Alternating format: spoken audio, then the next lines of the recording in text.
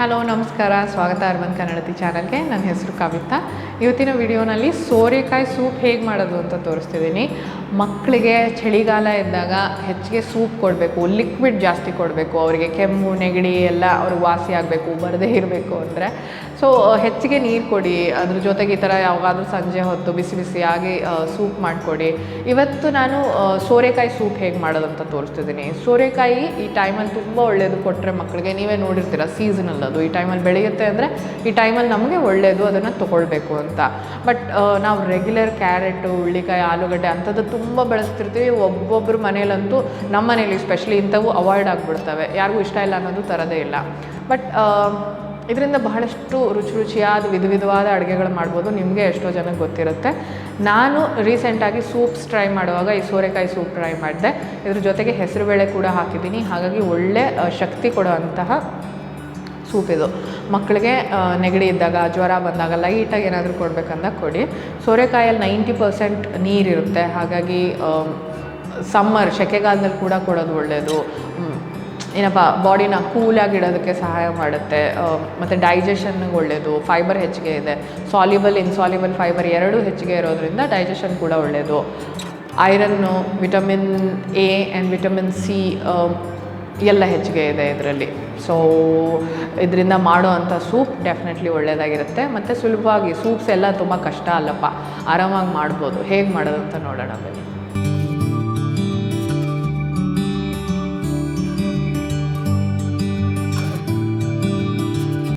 ಈ ಸೂಪ್ ಮಾಡಲು ಬಳಸಿರುವಂಥ ಸಾಮಗ್ರಿಗಳ ಪಟ್ಟಿ ಇಲ್ಲಿ ನಿಮಗೆ ಕಾಣಿಸ್ತಾ ಇದೆ. ಇದು ನಮ್ಮ ಬ್ಲಾಗ್ನಲ್ಲಿ ಕೂಡ ಮೆನ್ಷನ್ ಆಗಿರುತ್ತೆ ಕನ್ನಡದಲ್ಲಿ. ಸೊ ಬ್ಲಾಗ್ ಲಿಂಕ್ ಡಿಸ್ಕ್ರಿಪ್ಷನ್ ಬಾಕ್ಸಲ್ಲಿರುತ್ತೆ, ಚೆಕ್ ಮಾಡಿ. ಮಾಡೋ ವಿಧಾನ ನೋಡೋಣ ಬನ್ನಿ.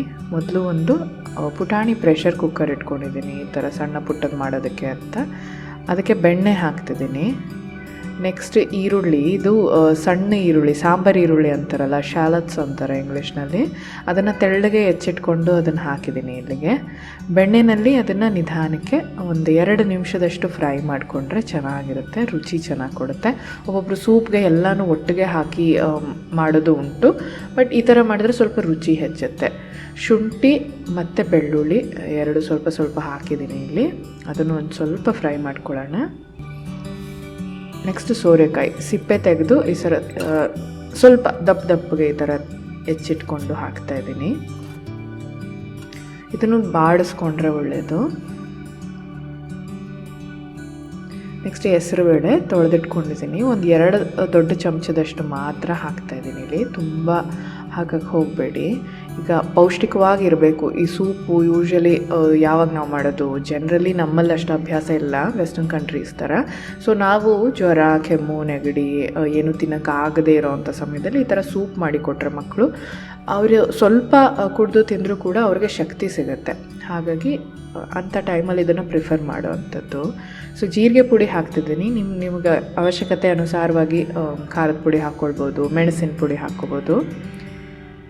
ಕುಕ್ಕರ್ನ ಮುಚ್ಚಿ 1 ರಿಂದ 2 ಕೂಗು ಸಾಕು. ಇವೆರಡು ಬೇಗನೆ ಬೆಂದೋಗುತ್ತೆ, ತುಂಬ ಬೇಯಿಸೋ ಅವಶ್ಯಕತೆ ಇಲ್ಲ. 2 ಕೂಗಷ್ಟು ಕೂಗಿಸಿ, ಅಥವಾ ನಾರ್ಮಲ್ ಬಟ್ಲಲ್ಲಿ ಒಂದು 20 ನಿಮಿಷ ಅಷ್ಟು ಬೇಯಿಸಿ, ಹೇಗಾದರೂ ಸರಿ. ಸ್ವಲ್ಪ ಚೆನ್ನಾಗಿ ಬೆಂದಿರಲಿ.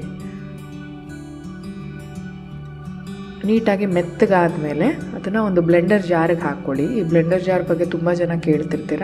ಡಿಸ್ಕ್ರಿಪ್ಷನ್ ಬಾಕ್ಸಲ್ಲಿ ಲಿಂಕ್ ಕೊಟ್ಟಿರ್ತೀನಿ, ಅದನ್ನು ಕೂಡ ಅಲ್ಲಿಂದ ಪರ್ಚೇಸ್ ಮಾಡ್ಬೋದು. ಬಾದಾಮಿ ಹಾಕ್ತಿದ್ದೀನಿ, ನೆನೆಸಿಟ್ಕೊಂಡಿರೋ ಅಂಥದ್ದು. ಈ ಟೈಮಲ್ಲಿ ಶಕ್ತಿ ಬೇಕಲ್ವ, ತುಂಬ ಅತಿಯಾಗಿ ಹಾಕಿಬಿಟ್ರೆ ಅಜೀರ್ಣ ಆಗಿಬಿಡುತ್ತೆ. 2 ಸಿಪ್ಪೆ ತೆಗೆದು ಹಾಕಿ. ನೆನೆಸಿಟ್ಟು ಹಾಕಿದ ಬಾದಾಮಿ ಹೆಚ್ಚು ಪೌಷ್ಟಿಕ ಅಂತ ಗೊತ್ತಲ್ವ, ಹಾಗಾಗಿ ಹಾಕ್ತಾಯಿದ್ದೀನಿ ಇಲ್ಲಿ ಅಷ್ಟೇ. ಆಪ್ಷನಲ್ಲು, ನೀವು ಬೇಕಿದ್ರೆ ಸ್ಕಿಪ್ ಮಾಡಿ. ಫೈನ್ ಪ್ಯೂರಿ ಅಂದರೆ ನುಣ್ಣಗೆ ಮಾಡಿಟ್ಕೊಂಡು ಅದನ್ನು ನೆಕ್ಸ್ಟ್ ರೆಡಿ ಆಯಿತು. ಬೇಕಿದ್ದರೆ ಇದ್ರ ಮೇಲೆ ಇನ್ನೊಂಚೂರು ಮೆಣಸಿನ ಪುಡಿ ಉದುರಿಸಿ ಕೊಡ್ಬೋದು. ಮಕ್ಕಳಿಗೆ ಯಾವತ್ತೂ ಸೂಪ್ ಕೊಡುವಾಗ 1 ವರ್ಷದ ಕೆಳಗಿನ ಮಕ್ಕಳಿಗೆ ಇಷ್ಟು ಗಟ್ಟಿ ಇರಬೇಕು. ಹಾಗಾಗಿ ನಿಮಗೆ ಈ ಕನ್ಸಿಸ್ಟೆನ್ಸಿ ತೋರಿಸ್ತಿದ್ದೀನಿ.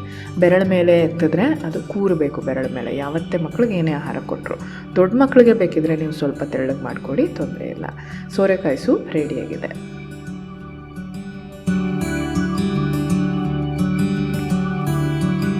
ಈ ಸೂಪ್ ರೆಸಿಪಿ ನಿಮ್ಗೆ ಇಷ್ಟ ಆಯಿತು ಅಂದರೆ ಕೆಳಗಡೆ ನಾನು ಈ ವಿಡಿಯೋ ಸೈಡಲ್ಲಿ ಕೊನೆಗೆ ನಾನು ಮೆನ್ಷನ್ ಮಾಡಿರ್ತೀನಿ, ಎಲ್ಲ ಸೂಪ್ದು ಒಂದು ಕೊಲೇಟೆಡ್ ಲಿಂಕ್ ಕೊಡ್ತೀನಿ, ಚೆಕ್ ಮಾಡಿ ನಿಮ್ಮ ಮಕ್ಕಳಿಗೆ ಟ್ರೈ ಮಾಡಿ ಈ ಸೀಸನ್ನಲ್ಲಿ.